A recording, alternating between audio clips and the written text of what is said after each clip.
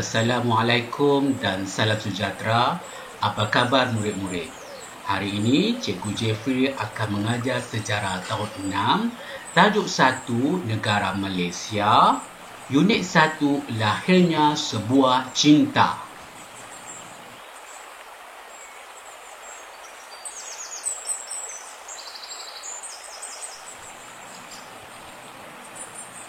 SK dalam tajuk ini iaitu 10.1 iaitu pembentukan Malaysia.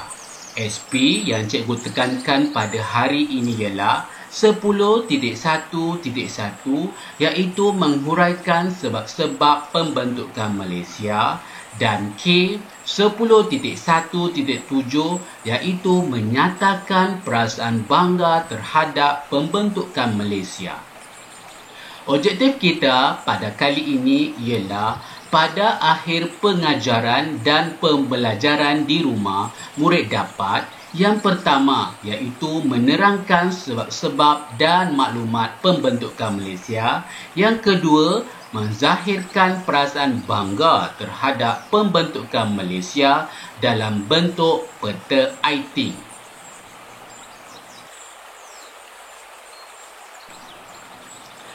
Gagasan pembentukan Malaysia telah dinyatakan oleh Tunku Abdul Rahman Putra Al-Haj semasa beliau berucap dalam satu majlis Persatuan Wartawan Luar Asia Tenggara di Singapura pada 27 Mei 1961.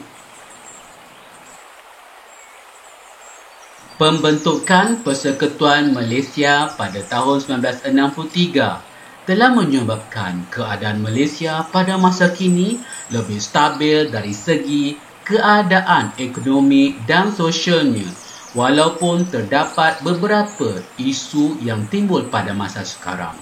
Telah berlaku beberapa tahap perubahan yang Tanah Melayu harus lalui, yang mana perjalanannya telah menggunakan masa dan tenaga daripada pelbagai pihak untuk menjayakan pembentukan Persekutuan Malaysia. Setelah mencapai kemerdekaan, parti perikatan yang memerintah Tanah Melayu mendapati keadaan politik yang tidak tenteram di negara-negara jiran boleh memberi kesan kepada kemerdekaan Tanah Melayu. Justeru, Perdana Menteri Tanah Melayu yang pertama pada waktu itu, Tunku Abdul Rahman Putra Al-Haj, telah menyuarakan idea pembentukan gagasan Malaysia yang melibatkan Tanah Melayu, Singapura, Sabah, Sarawak dan Brunei. Sebab-sebab pembentukan Malaysia ada 3. Yang pertama, untuk menjamin keselamatan negara. Yang kedua, memajukan sosioekonomi. Yang ketiga, iaitu mencapai keseimbangan kaum.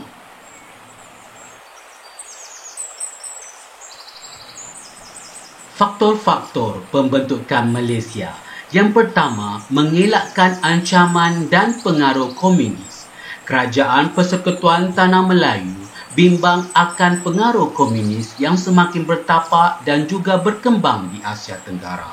Pengaruh komunis dapat dilihat mula meresap masuk ke dalam fahaman parti yang memerintah Singapura sejak tahun 1959. Fahaman komunis yang aktif dan semakin merebak pada tahun 1961.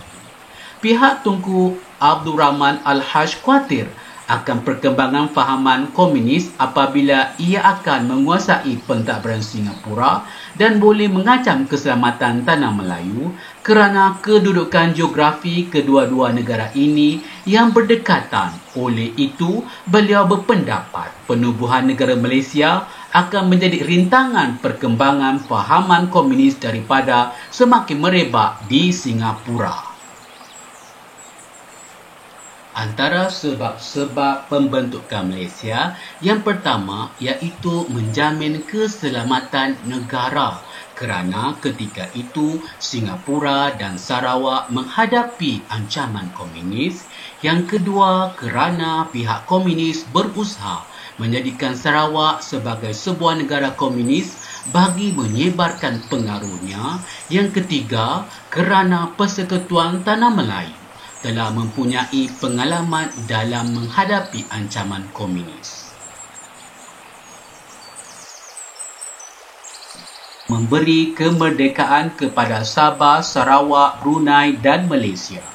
Ketubuhnya, Persekutuan Malaysia dapat memberikan negeri-negeri seperti Sabah, Sarawak, Brunei dan Singapura kemerdekaan yang lebih awal daripada yang dijangkakan daripada jajahan British.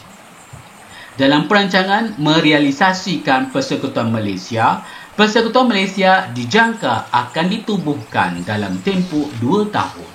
Selain itu, Filipina dan juga Indonesia turut menunjukkan minat terhadap sumber yang berada di wilayah Sabah, Sarawak dan Brunei. Yang kedua, sebab-sebab pembentukan Malaysia ialah untuk memajukan sosioekonomi. Kerana untuk meningkatkan permintaan pasaran barangan tempatan, yang kedua untuk menarik pelabur luar, yang ketiga untuk memajukan taraf hidup rakyat. Memajukan sosioekonomi. Persekutuan Malaysia membolehkan wilayah-wilayah anggotanya mengadakan kerjasama ekonomi dan perdagangan untuk mendapat keuntungan bersama. Selain itu, wilayah-wilayah anggota yang kaya dengan sumber ekonomi boleh membantu negara-negara anggota yang miskin dan kekurangan sumber ekonomi, sekaligus ia dapat meningkatkan pembangunan ekonomi, terutama di Sabah dan di Sarawak yang masih belum maju dari segi ekonominya. Manakala Tanah Melayu, Singapura dan Brunei pula akan menjadi tunjang utama pembangunan ekonomi negara-negara berkenaan. Hal ini kerana Tanah Melayu penuh dengan hasil sumber bahan mentah dan Brunei pula kaya dengan sumber minyaknya. Pada masa yang sama, keselamatan Singapura pula akan lebih terjamin iaitu dari segi ekonomi. Boleh murid-murid? Yang ketiga pula, sebab-sebab pembentukan Malaysia untuk mencapai keseimbangan kaum. Kerana pembentukan Malaysia akan membentuk keseimbangan kaum. Keseimbangan kaum. Pembelaan hak masyarakat Bumiputera di Sabah dan di Sarawak. Keadaan Sabah dan Sarawak sebelum penyertaan ke dalam Malaysia ialah penduduk di wilayah ini tidak mempunyai tawaran hak yang sama penduduk di semenanjung Tanah Melayu, terutama golongan Bumiputera. Kebanyakan jawatan dan kegiatan ekonomi di wilayah-wilayah tersebut dikawal dan dijawat oleh warga asing. Selain itu, majoriti penduduk asal hanya terlibat dalam sektor domestik seperti pertanian dan penggunaan tanah untuk sistem penanaman tetap. Baiklah murid-murid, anda diminta untuk mengulangi, mendengar dan menonton video ini untuk anda memahami lebih lagi tentang sebab-sebab pembentukan Malaysia. Sekarang, kita akan memulakan dengan latihan. Anda dikendaki menanda tanda betul untuk sebab-sebab pembentukan Malaysia. Yang pertama, soalannya, membebaskan Singapura dan Sarawak daripada ancaman komunis, betul ataupun salah? Yang kedua, percepatkan kemerdekaan negeri-negeri sekitar Tanah Melayu. Yang ketiga, memajukan sosioekonomi kaum Bumiputera sahaja. Yang keempat, memajukan sosioekonomi rakyat di negeri-negeri terlibat. Yang kelima, soalannya, mengimbangi komposisi kaum di negeri-negeri yang terlibat. Murid-murid perlu menandakan betul untuk sebab-sebab pembentukan Malaysia.